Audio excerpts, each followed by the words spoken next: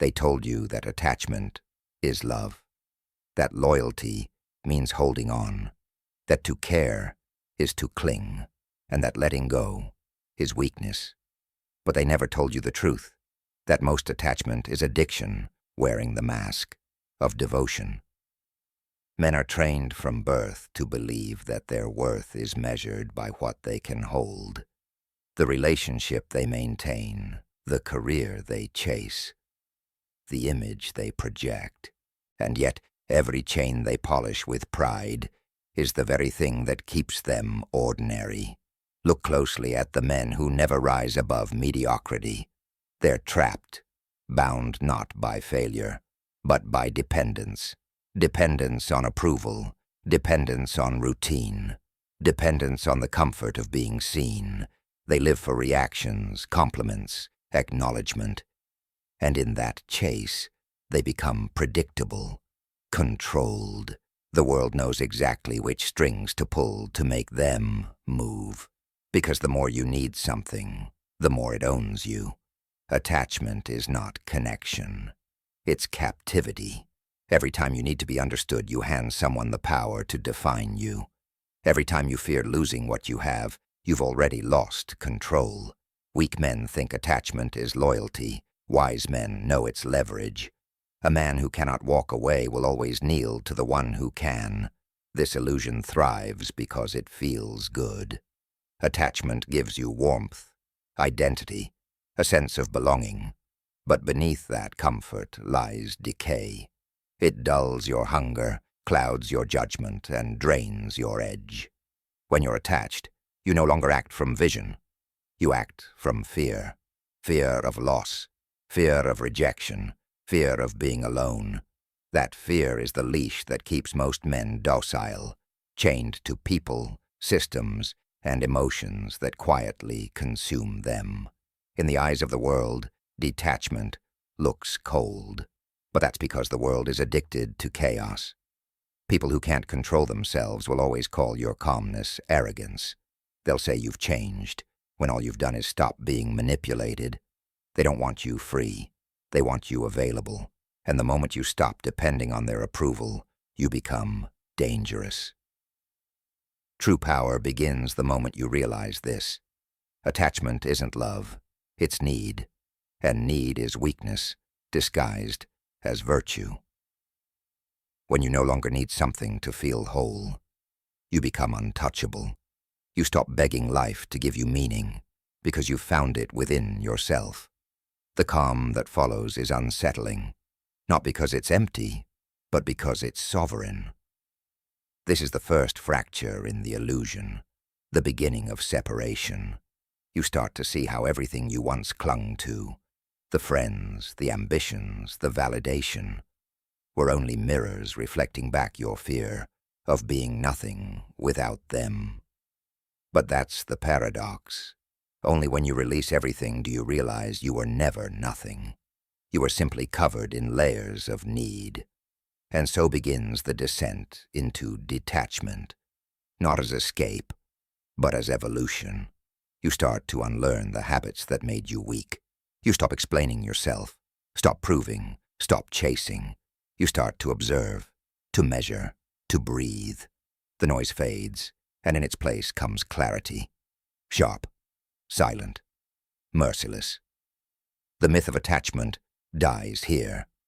The man who once grasped now lets go. The man who once begged now watches. The man who once needed now chooses. Because to become free, you must first become empty.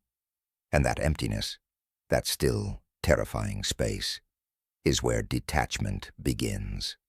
Detachment is not apathy. It's not about caring less. It's about caring differently. The world will tell you that to be detached is to be cold, heartless, robotic. But that's a lie told by those who've never tasted true control. Detachment is not emotional death. It's emotional discipline. It's when your emotions serve you, not rule you. When you detach, you stop being a slave to outcomes. You stop living in reaction to the unpredictable moods of others. You no longer need to chase closure, validation, or comfort. Instead, you move from choice, deliberate, composed, unbothered. The calm man doesn't escape the storm. He learns to stand in it without drowning. Detachment isn't distance from life. It's dominance over it.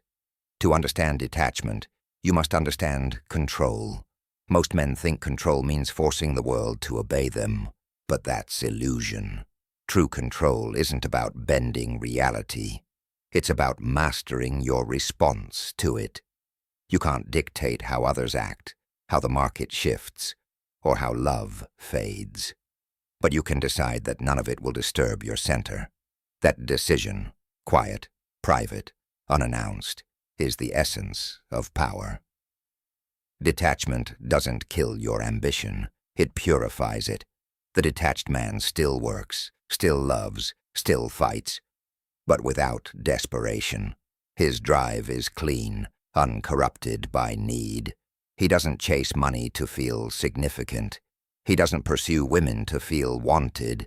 He doesn't argue to feel right. Everything he does with purpose, not for approval. When you no longer need to win to feel worthy, you've already won. There's a strange peace that comes when you stop clinging. The chaos of the world loses its grip. Insults pass through you like smoke. Setbacks become data, not drama. You realize that most suffering doesn't come from events.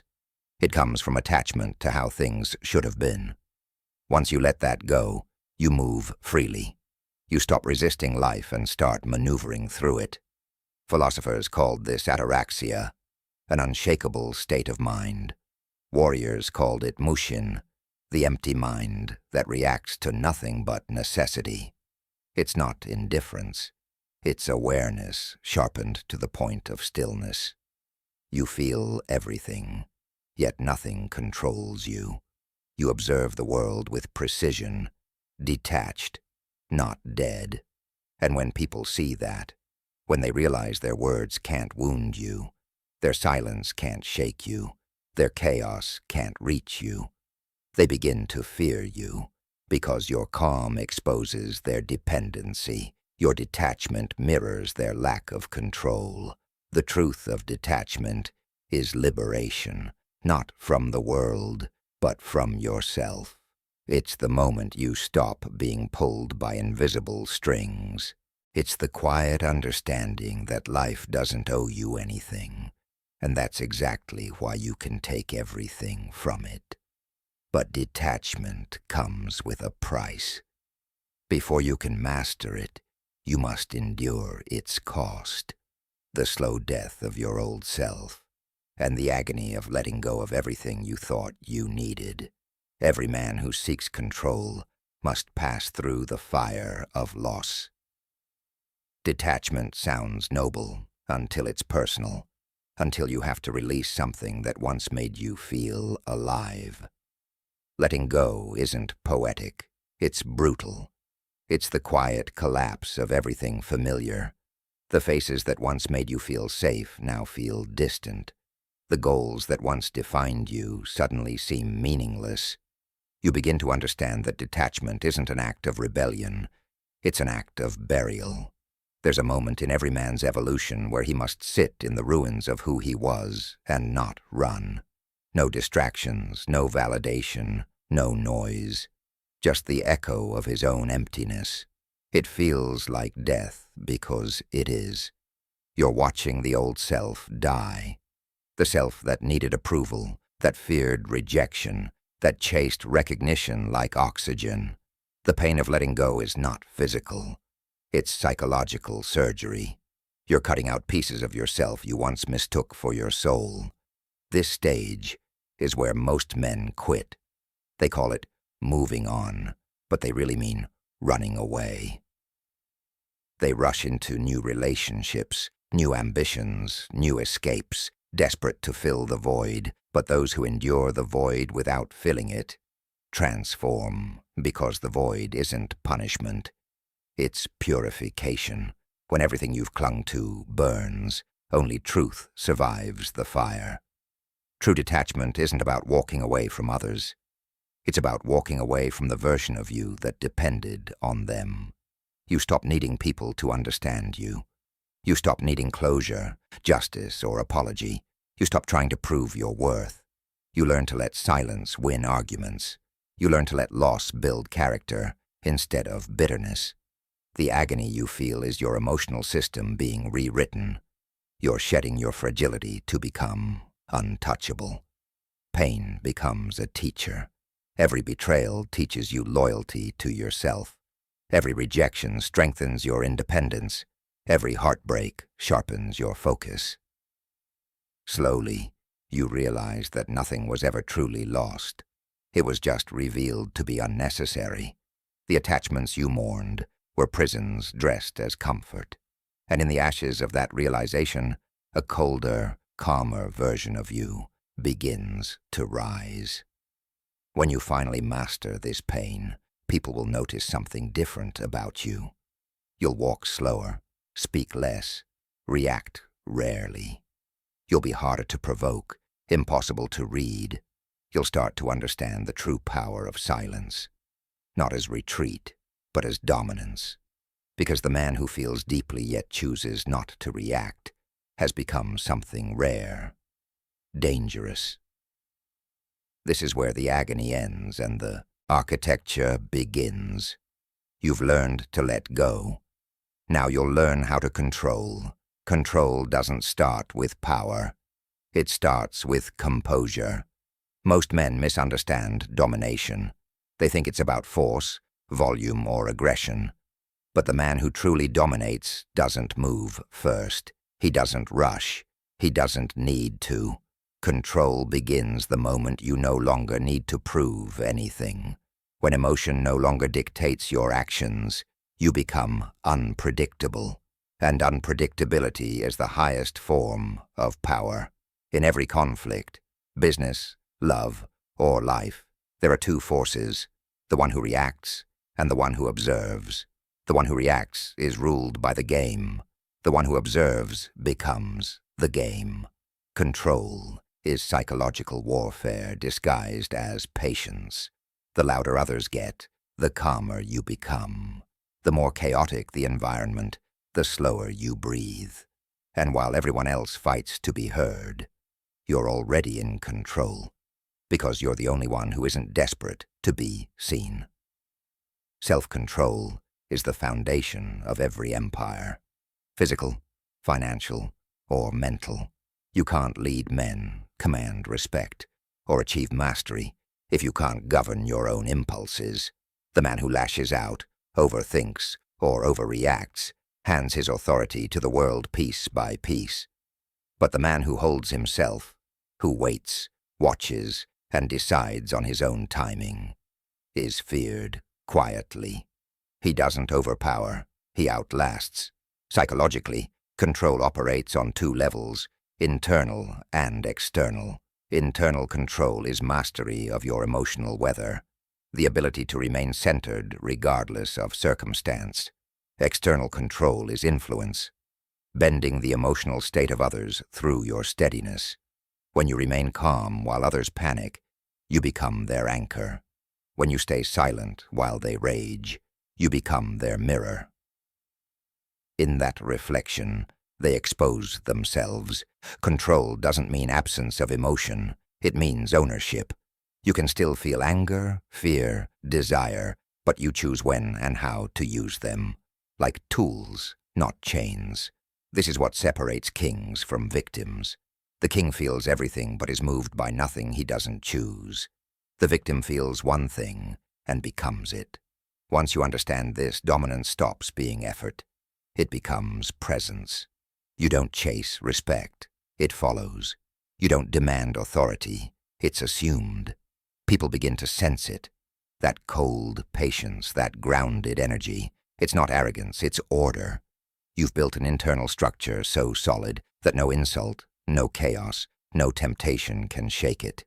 The architecture of control is invisible, built from silence, patience, and precision. You say less, but everything you say cuts deeper. You move slower, but everything you do carries weight. The world starts to orbit your composure. You're no longer reacting to life. Life is reacting to you. And that's where domination begins. Domination isn't about crushing others. It's about mastering yourself so completely that everything around you bends in response. The calm man doesn't fight for control. He becomes control. His discipline is cold, measured, and deliberate. Where others operate on impulse, he operates on intention. Every glance, every silence, every pause is a calculated move. This is the moment calm transforms into command, when composure stops being protection and becomes strategy. True domination doesn't require aggression. In fact, the loudest man in the room is always the most fragile. Power expressed through noise is temporary, but quiet confidence, the kind that radiates through stillness, that's permanent. It disarms without effort. It intimidates without words. The man who can sit still while others demand reaction owns the moment. Because everyone else exposes their fear through movement, he reveals his control through stillness. This cold discipline is the crucible of authority. To dominate, you must separate emotion from execution. You don't act when you feel like it. You act when it's right. The weak let emotion dictate timing. The strong dictate emotion itself. Whether in conversation, confrontation, or creation, timing becomes your weapon. You speak last, move last, strike last. But when you do, it ends. That's the mark of a disciplined predator. Never hurried, never hesitant. Philosophically, domination isn't conquest. It's calibration. The Stoics called it sophrosine, the mastery of impulse. Nietzsche called it will to power, the force of self-direction. The modern world calls it focus. But beneath all these words lies the same truth. The man who cannot rule his own instincts will always be ruled by those who can. This kind of discipline turns you into presence incarnate. You enter a room and everything slows. You don't compete for attention. Attention reorganizes around you. People feel your restraint before they understand it. You've become dangerous, not because of violence, but because of precision. You could destroy, but you don't need to. Your control implies capability, and that implication is what terrifies people more than any threat ever could. But there's a risk in this level of command. Power tempts pride, and pride blinds. The disciplined man must constantly remember, domination is a means, not an identity. The moment you begin to feed on control, you lose it. The same calm that built your authority can turn into arrogance if not governed by awareness. So the next evolution isn't about tightening control. It's about knowing when to release it. Because the final proof of mastery is the ability to walk away from the power you've built. To vanish, intentionally, silently, strategically. The final act of control is absence. The men who truly rule don't stay visible, they vanish. Not in weakness, not in retreat, but in strategy. When you understand power, you realize exposure is vulnerability. Attention is a leash. The crowd praises you, then demands from you, then defines you. The more they see you, the more they believe they understand you. And the moment they think they know you, they can predict you. And what's predictable can be controlled. Disappearing isn't running away, it's refinement. It's withdrawing your energy from noise, from people who feed on your focus, from places that dilute your edge. You stop explaining, stop defending, stop performing. You remove your presence from every environment that doesn't serve your evolution. The world calls it arrogance. The wise call it preservation. Power unspoken is more potent than power displayed. The strongest men don't announce their plans. They vanish into them. When you disappear, the narrative about you multiplies. Stories spread, Myths form. Your absence becomes your echo. People start to feel your influence more than they did your presence. That's the paradox of power. Once you stop seeking visibility, you become unforgettable. Disappearance requires discipline because it goes against instinct. The ego wants to be seen, to be recognized, to be remembered. But the man on the path to mastery learns to kill his ego quietly. He understands that mystique is the highest form of influence. When others chase validation, he chases invisibility. When they post proof, he leaves silence. When they brag, he observes. He doesn't need to prove. He only needs to move. There's a kind of freedom that only comes when no one can reach you. Not emotionally, not digitally, not spiritually. The man who disappears isn't hiding. He's unbinding. He's removing the strings that connect him to the opinions of others, to the false duty of being available. He doesn't vanish out of fear. He vanishes to recalibrate. In his absence, his energy sharpens. In solitude, he reclaims clarity. The predator retreats not to rest, but to refine. The disappearance is never permanent. It's preparation. When he returns, he's quieter, sharper, more dangerous. Because while everyone else was chasing attention, he was building alignment. To disappear is to evolve beyond the need to be witnessed. And once you reach that state, even your silence becomes a form of domination. But disappearance leads to something even deeper. A death not of visibility, but of identity. When you've detached, dominated, and disappeared, what remains? Who are you when the mask of the self finally dissolves? Once a man has detached, thus dominated, and disappeared, he stands at the edge of something few ever reach. The end of identity. Up to this point, every move has been about control. Control of emotion, of environment, of perception. But here, even that dissolves. What remains when there's nothing left to prove, nothing left to win, nothing left to lose? Silence. Not the silence of absence. The silence of arrival. Identity is the last illusion. For years, you've worn names like armor. Son, leader, lover, warrior. Each one useful, each one temporary. But mastery demands their burial. The roles you played were ladders. Once you've climbed them, you must let them rot beneath you. The man who defines himself is still confined by definition. The man who transcends himself becomes limitless. At this level, detachment becomes transcendence. You stop being the observer and become the observation itself. Pure awareness, free from narrative. You're no longer trying to shape the world or react to it. You simply are.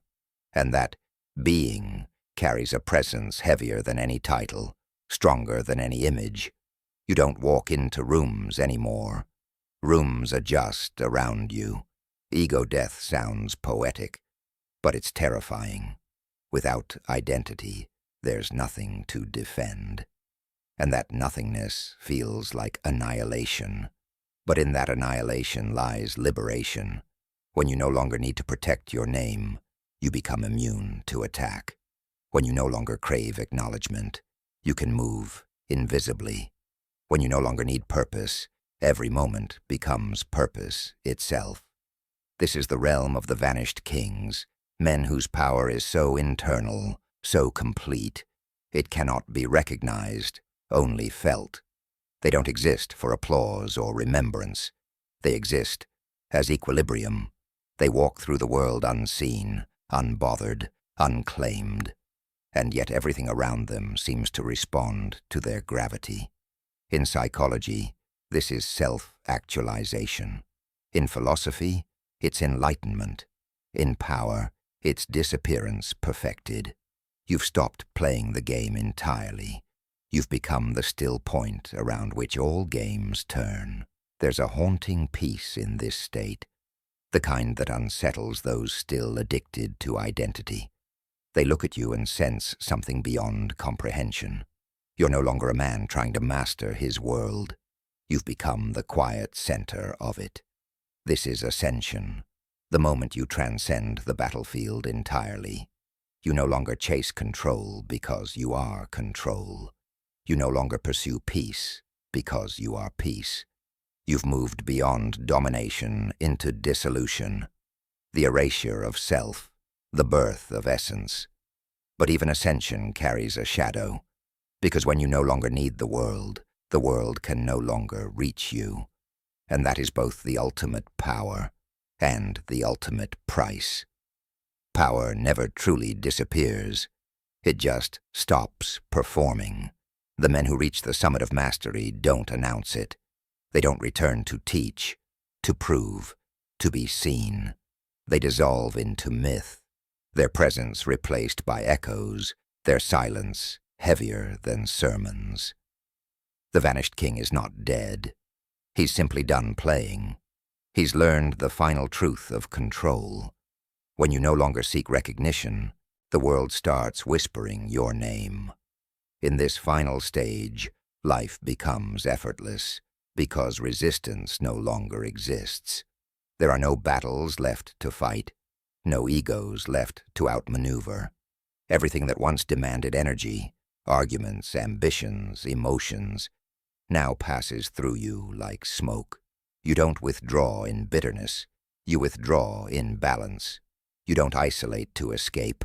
You isolate to reign unseen. Presence becomes unnecessary because your energy governs everything long after you've gone. The vanished king doesn't crave legacy. Legacy is still a kind of attachment, a desperate attempt to outlive mortality. But he understands something deeper. Disappearance is immortality. While others chase remembrance, he chooses relevance through mystery. His absence becomes legend. His calm becomes culture. People will try to interpret his silence, but silence can't be owned. It can only be felt. Cinematically, picture it. An empty throne, dust in a golden hall, a single cloak draped over stone. No speeches, no goodbyes, just the lingering pressure of a man who no longer needs to exist to command the world. That is the law of the vanished king. Power so complete, it erases the need for acknowledgement. To detach was to free yourself. To dominate was to master yourself. To disappear was to transcend yourself. And now, there is nothing left to prove, nothing left to protect, nothing left to become. Only stillness remains. Detach, dominate, disappear. Not as a strategy, as a law of evolution. Fade to black. No music, no words. Just silence that feels like presence. The echo of a life that no longer needs to be seen to be sovereign.